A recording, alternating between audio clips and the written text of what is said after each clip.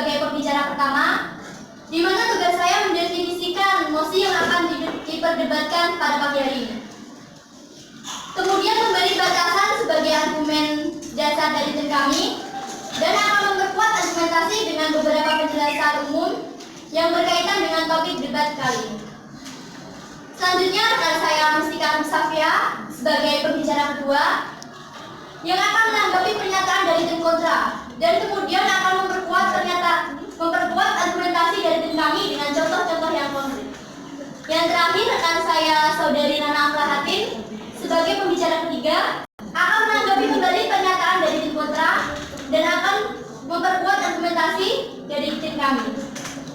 Mosi debat pada kesempatan pagi hari ini adalah penerapan full day school.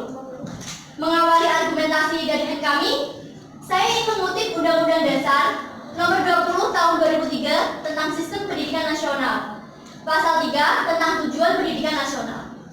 Di situ dijelaskan bahwa tujuan pendidikan adalah mengembangkan potensi peserta didik agar menjadi manusia yang beriman dan bertakwa kepada Tuhan Yang Maha Esa, berakhlak mulia, cerdas, kreatif, sehat, mandiri, dan menjadi warga negara yang demokratis dan bertanggung jawab. Jadi, tujuan pendidikan bukan hanya untuk mencari pekerjaan, tetapi moral yang baik. Siapa yang mengurus hal ini secara organisatoris? Tentu pemerintah pusat. Dalam hal ini, kebijakan melalui Menteri Pendidikan. Muhadjir Effendi selaku Menteri Pendidikan dan Kebudayaan mengeluarkan kebijakan tentang penerapan full day school. Kebijakan ini dilakukan pada seluruh jenjang, mulai dari SD, SMP, SMA di seluruh Indonesia. Maksud dan tujuan dengan dikeluarkannya kebijakan ini adalah mengembalikan esensi pendidikan pada kondisi yang ideal, yakni pendidikan karakter dari siswa terpenuhi dan memperoleh pengetahuan umum yang mumpuni. Dengan demikian, kata Muhadjir Effendi dilansir dari Kompas, para siswa dapat terhindar dari pengaruh-pengaruh negatif dan kegiatan kontraproduktif, mulai dari tawuran antar pelajar, narkoba, dan lain sebagainya. Selanjutnya, soal perubahan nama full day school menjadi pendidikan penguatan karakter akan dijelaskan oleh rekan saya Mustika Musafia sebagai pembicara kedua.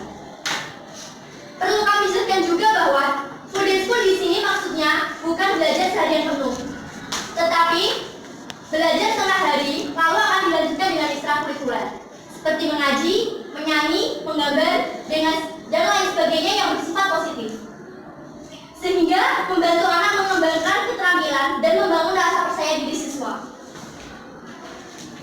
Bagian ini saya ingin mengajukan pertanyaan retoris kepada tim kontra. Apakah tim kontra tidak mau memiliki moral yang baik? Karena full day school fokusnya adalah pendidikan karakter. Terkait hal ini akan dijelaskan oleh rekan saya pembicara kedua. Kami tim pemerintah meyakini sepenuhnya bahwa hanya orang tidak waras saja yang tidak menginginkan moral dan akhlak yang baik. Pada konteks ini, artinya Anda setuju dengan argumen kami. Oleh karena itu, dapat saya simpulkan bahwa kebijakan pemerintah tentang full day school harus dan sangat layak untuk didukung dengan beberapa argumen penutup sebagai berikut. Yang pertama, secara harfiah, tugas belajar ya belajar. Maka apapun kebijakan pemerintah selama itu masih dalam koridor belajar, maka harus didukung. Yang kedua, di tengah fenomena teknologi yang terus berkembang dan kecenderungan remaja pada gawai harus dikurangi, maka salah satunya adalah penerapan full day school. Yang ketiga, minimnya waktu keluarga dengan anak karena rutinitas kerja. Cara yang tepat adalah dengan full day school. Karena dengan full day school kita dapat menghindari anak agar tidak melakukan tindakan-tindakan negatif yang dapat merugikan dirinya sendiri dan masa depannya. Yang keempat, hidup itu selalu berkembang. Oleh karena itu, lembaga pendidikan pun harus menyesuaikan dalam perkembangan dan tantangan yang ada untuk menghasilkan generasi muda yang baik dan mampu bersaing dalam perkembangan zaman yang semakin modern dan penuh tantangan. Yang kelima, hanya dengan pendidikanlah harus disesuaikan dengan tantangan yang dihadapi Indonesia saat ini, yaitu radikalisme, tawuran antar pelajar, dan narkoba yang merusak diri sendiri dan merusak sendiri kehidupan berbangsa dan bernegara. Jadi sekali lagi saya tegaskan bahwa kami tim pro sangat mendukung mosi ini dengan dasar argumentasi yang telah dikemukakan sebelumnya. Sekian dan terima kasih. Selanjutnya saya kembalikan kepada moderator. Ya, terima kasih. Itulah tadi argumen dari tim pro mengenai penerapan full day school di Indonesia. Nah, sekarang saya ingin melanjutkan mengenai argumen tim kontra mengenai penerapan full day school di Indonesia. Silakan tim kontra. Baik, terima kasih atas waktunya. Selamat pagi dan salam sejahtera bagi kita semua. Hadirin yang saya hormati, tim pro. Perkenalkan, saya Ali Susanto sebagai pembicara pertama sebagai tim kontra. Pada kesempatan ini, saya akan menanggapi argumen pembicara pertama tim kontra, serta berkaitan dengan topik debat kali ini. Selanjutnya rekan saya, Yunia Kavia, sebagai pembicara kedua akan kembali menanggapi pernyataan dari lawan, kemudian menguatkan kembali konstruksi berpikir tim kami dengan contoh-contoh yang konkret. Terakhir, sebagai pembicara ketiga, Saudara Risa Sativiani akan menanggapi pernyataan dari tim pertama, tim pro, kemudian menguatkan argumentasi tim kami, dan merangkum pernyataan dan pembicara pertama dan kedua. Hadirin yang terhormat, mosi debat sesi ini adalah kebijakan pemerintah dalam menerapkan full day school. Sebelum saya menanggapi dan memberi batasan pada mosi debat kali ini, saya ingin memaparkan dua hal tentang kondisi dunia pendidikan. Pertama soal guru, dan kedua soal sarana prasarana. Pertama soal guru. Mengapa guru? Kalau guru itu tidak memiliki kemampuan yang secara otomatis untuk mutu pendidikan menurun. Apapun kurikulumnya, bahkan mau gali sampai berapa ratus kali, tidak akan membuat kualitas pendidikan di Indonesia menjadi lebih baik. Di sini dikatakan saat uji kompetensi guru tahun 2006 standarnya adalah 5,5. Itu banyak yang tidak lulus. Apalagi saat ini tahun 2017 standar UKG telah dinaikkan menjadi 8. Logikanya tentu banyak yang tidak lulus. Lantas pertanyaan saya, menurut tim pro, mungkinkah pendidikan Indonesia akan lebih baik jika diajarkan oleh guru yang hasil UKG 5,5 saja tidak lulus? Tidak perlu dijawab, tetapi direnungkan saja. Belum lagi kasus pelecehan seksual tentang guru. Jadi kesimpulannya adalah, meski kurikulum diganti 100 kali, tetapi jika kualitas guru kurang, sarana dan prasarana tidak memadai, maka kurikulum sebagus apapun tidak akan berhasil meningkatkan pendidikan Indonesia. Apalagi dengan embel-embel yang mengubah moral remaja. Selain kerja sama dengan orang tua, sangatlah penting karena orang tua murid yang punya anak. Sedangkan fakta menunjukkan orang tua menegaskan petisi menolak full day school. Soal ini akan dijelaskan oleh rekan saya pembicara kedua. Solusi yang kami berikan adalah perbaikan kualitas guru dan bangun sarana dan prasarana di daerah terluar terlebih dahulu. Baru kebijakan diterapkan. Tetapi selama sarana dan prasarana di daerah belum ada pemerata seperti Jakarta, kualitas guru belum diperbaiki, maka kami dengan tegas menolak mosi ini.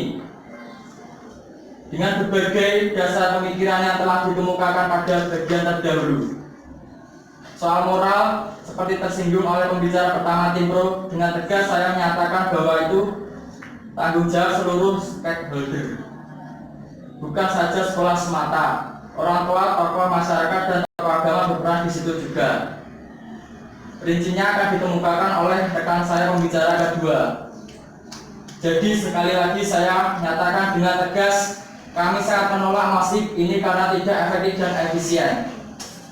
Sekian dan terima kasih. Waktu selanjutnya saya kembalikan kepada moderator. Ya, beri tepuk tangan yang meriah buat kedua. Ya, itulah tadi dua argumen dari tim pro yang mendukung adanya penerapan full day school di Indonesia, dan argumen dari tim kontra yang menolak adanya full day school di Indonesia. Nah, dari kedua argumen tersebut dapat saya simpulkan bahwa tim pro menguatkan adanya penerapan full day school di Indonesia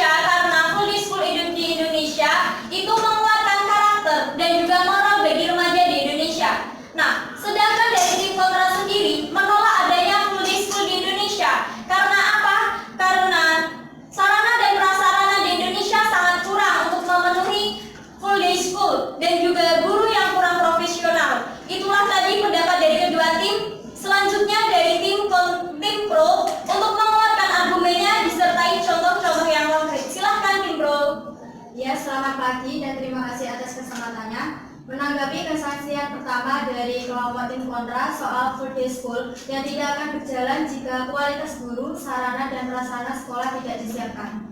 Saya ingin mengutip pernyataan dari Nur Sarwali, seorang politis muda dan cendekiawan muslim yang mengatakan, masalah terjadi karena gagal paham dan salah paham. Di sini dapat diartikan gagal paham karena seseorang lebih cenderung melihat suatu kebijakan secara spontan kemudian bereaksi. Reaksi yang berlebihan itu dapat dikatakan menimbulkan masalah. Baiklah rekan-rekan tim kontra yang saya hormati, dilansir di liputan.com, jika berkenan saudara bisa membacanya sendiri dan saya juga membawa berikutnya.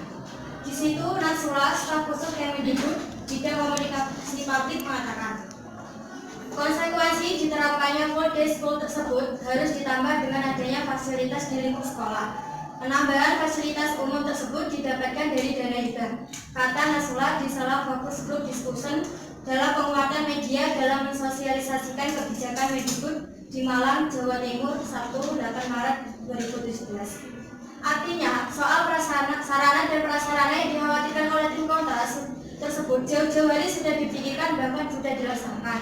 Saya ingin mengutip pernyataan Nasrullah, staf khusus Kemendikbud pada paragraf selanjutnya. Artinya, yang dikhawatirkan oleh tim kontra soal sarana tersebut sudah dilaksanakan. Fakta lain pun mengatakan ada 540 sekolah yang sudah mendapatkan dana hibah untuk menambah fasilitas di lingkungan sekolah yang kurang. Artinya, kebijakan tersebut sudah dilaksanakan. Jika ada mayoritas orang yang tidak setuju dengan hal tersebut, bahkan Anda katakan tadi menggagas petisi, lalu mengapa ada 540 sekolah yang sudah mendapatkan dana hibah tersebut? Paksaan, kata itu? Menurut kami, itu hanya segelintir orang yang tidak menginginkan revolusi mental terjadi dalam negeri ini. Sehingga dengan segala daya upaya mereka akan melakukan program yang baik ini. Kemudian kekhawatiran kedua yaitu soal guru yang menghadirkan hasil UKB tahun 2006 dan 2017 untuk data pertimbangan. Rekan-rekan tim kontra yang kami hormati, di bagian akhir pernyataan Nasrullah bahwa rasio guru dan siswa juga tidak merata dan rata-rata guru menumpuk di lokasi dan jawa tertentu. Oleh karena itu, dalam waktu dekat sekolah akan mengadakan gerakan literasi sekolah. Artinya, lagi-lagi saya harus katakan bahwa Anda berpikir saat ini. Namun jauh sebelum itu, pengampu kebijakan kita telah memikirkannya terlebih dahulu. Sebelum Anda berpikir dan sebelum mereka membuat kebijakan full day school dengan segala situasi, termasuk apa yang tim kontra khawatirkan, sudah dahulu dipikirkan dan dilaksanakan. Selain itu, soal kualitas guru, telah dilakukan pelatihan guru dengan sistem klaster pada masa peralihan Anies Baswedan dan Muhadjir Effendi Menteri Pendidikan saat ini. Artinya, beliau sudah teruji dalam situasi sulit untuk berpikir cepat dan tepat. Sehingga kebijakan yang digagas oleh dirinya sendiri tentu telah dibekali dengan konstruksi berpikir strategis. Termasuk itu penting yang terdapat dalam bidang pendidikan, yaitu guru sebagai garda terdepan. Jadi saran kami, Anda jangan terlalu khawatir yang berlebihan. Kemudian tentang full day school, perlu kita ketahui bahwa penamaan tersebut sudah diganti dengan penamaan pendidikan penguatan karakter dengan jadwal pelajaran tetap, namun aktivitas sekolah lain ditambah dengan fokus utama yaitu penguatan karakter. Jadi bisa saya simpulkan bahwa tim kontra memiliki tingkat kekhawatiran berlebihan yang tidak beralas dan berdasar. Karena segala kekhawatiran yang dikemukakan soal guru maupun sarana pendidikan jauh sebelumnya sudah dipikirkan dan dilaksanakan oleh kebijakan yakni pemerintah melalui Menteri Pendidikan Nasional. Jadi kami mendukung mosi ini untuk mengaktualisasikan revolusi mental demi generasi sebelum kita dan Indonesia lebih baik. Sekian dan terima kasih. Selanjutnya saya kembalikan kepada moderator. Ya baiklah, itulah tadi penguatan disertai contoh-contoh konkret dari tim pro. Nah, selanjutnya dari tim kontra sendiri, silahkan menguatkan argumennya disertai contoh-contoh yang konkret. Silahkan tim kontra.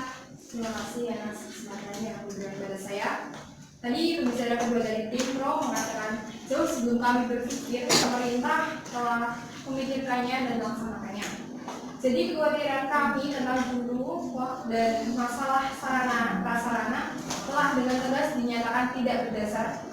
Walaupun sejatinya yang kami sampaikan itu khususnya kualitas guru, mereka pun merasakannya karena mereka juga adalah pelajar. Hadirin yang saya hormati, saya ingin menyampaikan dua hal. Hal pertama adalah kondisi fisik dan psikologi siswa. Hal yang kedua masih soal kualitas guru dan masalah sarana prasarana. Kedua hal ini lebih pada penegasan ulang. Rekan-rekan tim pro yang kami hormati, saya ingin mengajak rekan-rekan sekalian untuk berpikir sebelum kita bertemu di tempat ini. Jika sekolah Anda menerapkan kurikulum K13, berarti Anda mungkin sering mendengar pernyataan guru hanya sebagai fasilitator, siswa belajar untuk menemukan sendiri praktek dengan deretan tugas kimia, fisika, sejarah, dan berbagai pelajaran lain menumpuk.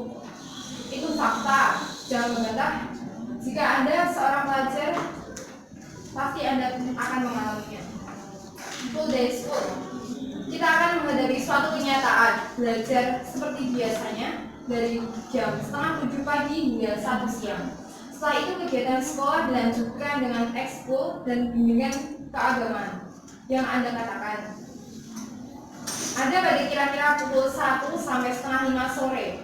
Pertanyaan saya, kapan kita bisa mengerjakan tugas-tugas saat tugas-tugas sekolah yang kita peroleh dari belajar reguler sejak pukul 7:30 pagi hingga 1 siang saat pulang sekolah.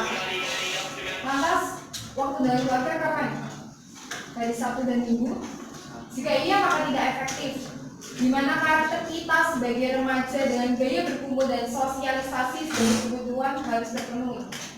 Di lain pihak harus mengerjakan tugas sekolah, sementara waktu bersama keluarga tidak terpenuhi dengan baik.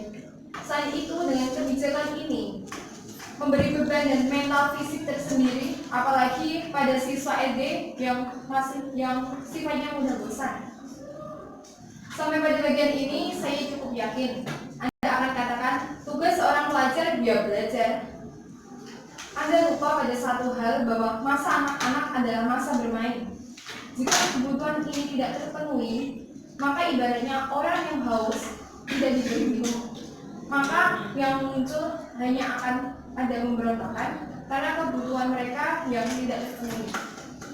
Apakah Anda setuju dengan kebijakan yang akan memberikan beban pada diri Anda sendiri? Selain itu, saya ingin mengajak Anda, jangan hanya berpikir soal Semarang, tempat Anda berada saat ini.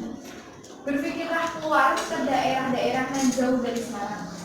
Ada sebuah sekolah yang bangunannya dipinjam dari SMP terbuka. Lantas, apakah sekolah tersebut layak? Jangankan beli komputer, beli kartu tulis saja susah. Sampai pada bagian ini, mungkin akan Anda katakan, sebelum Anda berpikir, pengampu kebijakan sudah berpikir. Dan sebelum Anda khawatir, Muhadjir Effendi, Menteri Pendidikan, sudah melaksanakan A, B, C, dan seterusnya. Bahkan mungkin saat ini rekan-rekan tim pro pun sedang melawan nuraninya sendiri soal tugas-tugas sekolah yang menumpuk dan kapan akan diselesaikan. Jadi hadirin yang saya hormati, kami tim kontra dengan tegas menolak mosi ini dengan alasan masih tentang sarana prasarana, kualitas guru, dan ditambah dengan beban fisik dan psikologi siswa. Sekian dan terima kasih. Waktu selanjutnya saya kembalikan kepada Bapak. Ya, terima kasih. Itulah tadi penguatan disertai contoh-contoh konkret dari tim kontra. Ya, tepuk tangan buat tim kontra. Tim pro juga nggak masalah. Ya, silakan ditepuk tangan buat tim pro. Ya, dapat saya simpulkan tim pro memberi contoh yang konkret sebagaimana sarana prasarana bisa dipenuhi dengan cara penggunaan dana hibah dari pemerintah. Dan yang kedua, guru dari sekarang sudah ada proses pemerataan guru profesional di daerah-daerah tertentu. Nah, sedangkan contoh konkret dari tim kontra sendiri ada gangguan fisik dan psikolog bagi siswa. Karena apa? Karena mereka mengalami adaptasi yang susah karena di sekolah sehari full begitu. Nah, selanjutnya penguatan kembali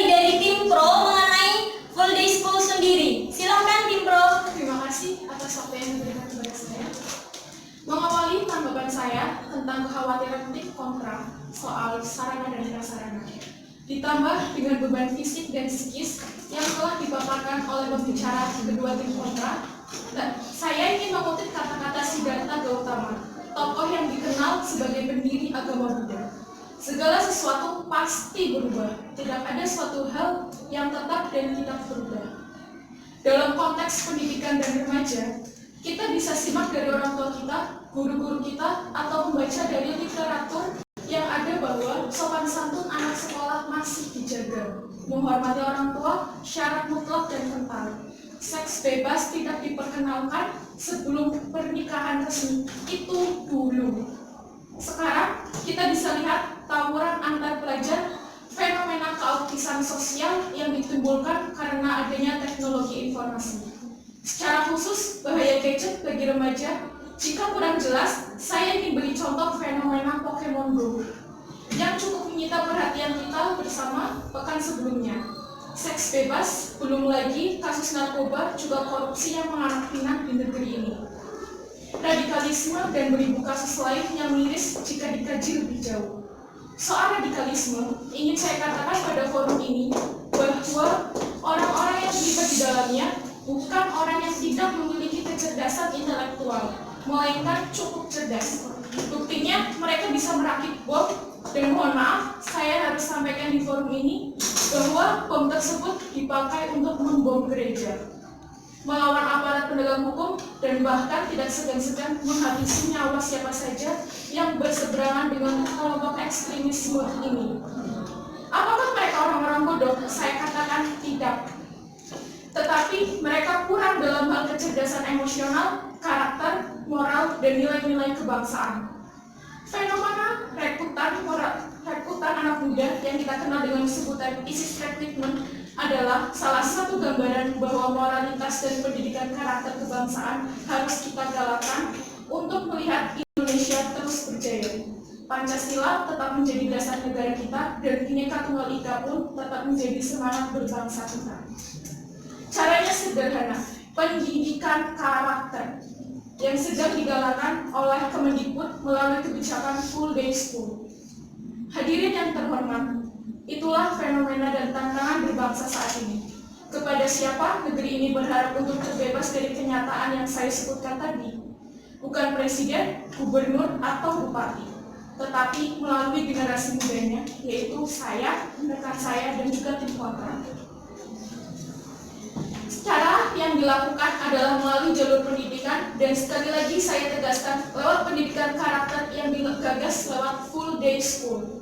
Soal beban fisik dan mental, saya kemukakan bahwa full day school adalah belajar seperti biasa, hanya ditambahkan gaya pendidikan karakter, ialah pondok pesantren, seminari, maupun pembinaan remaja gereja. Jika Anda katakan capek fisik dan mental, bagi saya, ini hanya bentuk ketakutan karena tidak mau keluar dari zona nyaman. Ribuan santri yang ada di tanah air Indonesia, ratusan seminaris yang tersebar di daratan Jawa, Sulawesi, dan Indonesia Timur, ratusan aktivis muda gereja yang juga anak sekolah mungkin sudah gila, semua jika mereka selalu berpikir sulit seperti tim kontra. Tetapi kenyataannya, santri, seminaris, maupun pemuda gereja masih ada sampai saat ini. Jadi, intinya, ini hanya soal mau atau tidak mau keluar dari zona nyaman dan mau dibina menjadi lebih baik atau tidak.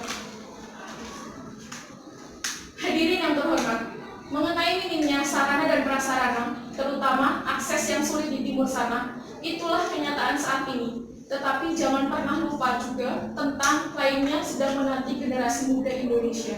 Apa itu tantangannya? Ya, narkoba, seks bebas, keautisan sosial, tawuran antar pelajar, radikalisme, dan ekstremisme. Apakah kita hanya duduk diam dan menerima nasib? Bagi kami, tim pemerintah, sarana dan prasarana memang penting, tetapi membangun intelektualitas dan moralitas generasi penerus bangsa jauh lebih penting. Sampai pada bagian ini, saya meyakini rekan-rekan tim oposisi akan menanggapinya dengan pertanyaan kritis. Bagaimana mungkin kita membangun generasi muda agar siap menggantikan generasi tua kalau guru sebagai pionir terdepan pendidikan tidak memiliki kualitas yang mumpuni? Jika setiap saat sejak Republik ini ada, kita selalu bersikap skeptis terhadap guru, maka tidak ada Baharudin Habibie yang bisa buat pesawat, tidak ada presiden yang bernama Joko Widodo, tidak ada Ahok yang mengubah tempat pelacuran Kalijodo menjadi taman bermain keluarga, dan tidak ada anak Papua yang bernama George Shah yang menemukan rumus fisika dan saat ini bersekolah di Amerika. Hadirin yang terhormat, semua itu karena andil guru bangsa. Kalaupun toh tim lawan memberikan kritikan untuk perubahan agar menjadi lebih baik, itu sah dan baik. Tetapi jika terus-menerus bersikap skeptis, maka perubahan ke arah yang lebih baik tidak akan terjadi di negeri ini. Hanya kehancuran sebuah bangsalah yang dinanti. Ingat, musuh kita saat ini bukan para penjajah, tetapi anak bangsa sendiri. Soal pekerjaan rumah menumpuk dan kapan harus dikerjakan adalah evaluasi dan perbaikan untuk menjadi lebih baik. Berilah kami kesempatan untuk membuktikan kalau program ini benar dan membawa manfaat. Tunggu evaluasi Anda diaktualisasikan atau belum itu soal nanti. Tetapi saat ini marilah kita dukung program yang baik ini untuk Indonesia yang lebih baik. Hadirin yang terhormat, sebelum saya mengakhiri paparan argumentasi saya, izinkan saya untuk kemukakan satu hal. Fenomena remaja dan perubahan selalu terjadi di mana saja. Dunia pendidikan yang baik harus tanggap menanggapi perubahan zaman dan membuat kemasan yang baik untuk menghadapinya. Soal siap atau tidak siap, sarana dan prasarana itu yang kedua. Tetapi keutamaan dan membangun manusia muda yang intelektual dan bermoral lewat full day school harus didukung. Sekian dan terima kasih. Selanjutnya saya kembalikan kepada moderator. Ya, terima kasih. Beri tepuk tangan yang meriah buat tim Pro. Ya, terakhir dari tim kontra silahkan menguatkan pendapatnya atas penolakan full day school di Indonesia. Silahkan tim kontra. Terima kasih atas kesempatannya. Hadirin yang terhormat, membangun manusia itu penting. Niat baik itu bagus, tetapi semuanya akan sia-sia jika pengambil kebijakan tidak memiliki skala prioritas dan melibatkan segenap komponen bangsa dalam membangun manusia itu sendiri. Gelombang penolakan terhadap program yang oleh rekan-rekan tim pemerintah dikatakan untuk membuat Indonesia menjadi lebih baik. Ini menuai banyak penolakan dari segala lapisan anak bangsa, bukan hanya kami bertiga. Penolakan pertama di masyarakat melalui petisi situs Change. Petisi bertuliskan penolakan pendidikan full day school atau sekolah seharian penuh di Indonesia yang dibuat oleh Dedi Mahdiarto Tresnoputro. Saat saya cek pada tanggal 30 April 2017 pukul 1 siang sudah ada 46.520 orang yang menandatangani petisi online tersebut dan menyatakan menolak. Hanya 3.480 orang yang menyatakan setuju dengan kebijakan tersebut. Ini belum termasuk saudara-saudari kita di Indonesia bagian timur yang mungkin akses ke situs ini agak sulit atau tidak mengetahuinya. Jadi dengan tegas, saya nyatakan dengan rasio yang ada program ini tidak bisa diterima oleh masyarakat umum. Dengan berbagai alasan seperti yang dikemukakan oleh pembicara 1 dan 2 tim oposisi yang telah disampaikan sebelumnya. Bukan hanya masyarakat yang menolak kebijakan full day school. Penolakan yang sama pun dilakukan oleh Bupati Purwokerto yaitu Dedi Mulyadi. Pertanyaan saya, bagaimana mungkin kebijakan pemerintah pusat bisa terrealisasi jika kepala daerahnya saja menolak? Apakah ini akan maksimal? Saya pikir tidak. Bahkan hanya akan membuang biaya, waktu, dan tenaga saja. Padahal di bagian lain sektor pendidikan masih banyak yang harus dibereskan segera, seperti sarana dan prasarana sekolah. Sampai pada bagian ini, saya cukup yakin tim pemerintah akan katakan bangun manusia dulu, baru bangunan. Karena manusia yang akan membangun bangunan bukan bangunan yang akan membangun manusia. Lantas, bagaimana dengan guru honorer yang gajinya tidak mencapai UMR? 13 kali baru diterima. Apakah mereka bukan manusia pro? Penolakan yang sama juga dilakukan oleh Wakil DPR RI Fadli Zon. Lantas, bagaimana mungkin eksekutif dan legislatif bisa bersinergi kalau sejak awal saja sudah menolak? Jadi, kesimpulan full day school belum bisa diterapkan di Indonesia karena sarana dan prasarana yang belum memadai. Masih terjadi kesenjangan antara pusat dan daerah, kualitas guru yang belum memadai, dan masih ada masalah lain di bidang pendidikan yang lebih serius lagi daripada full day school. Program ini hanya bisa diterapkan di negara maju dan wilayah perkotaan yang memiliki akses yang mudah dan mata pencaharian orang tuanya adalah perkotaan. Tidak untuk daerah yang aksesnya sulit dan mata pencaharian orang tuanya adalah bertani atau nelayan. Jika Dewan menyetujui permintaan ini, maka Dewan ikut andil dalam menciptakan kesenjangan antara pusat dan daerah. Ikut andil dalam sentimen sosial antara pedesaan dan perkotaan. Sekali lagi, saya tegaskan, jika Dewan menyetujui permintaan tim pemerintah, maka program pemerintah tentang pemerataan pendidikan di Indonesia tidak terjadi, dan itu semua karena keputusan Dewan pada sidang ini. Sekian, terima kasih. Selanjutnya saya kembalikan kepada moderator. Ya, terima kasih.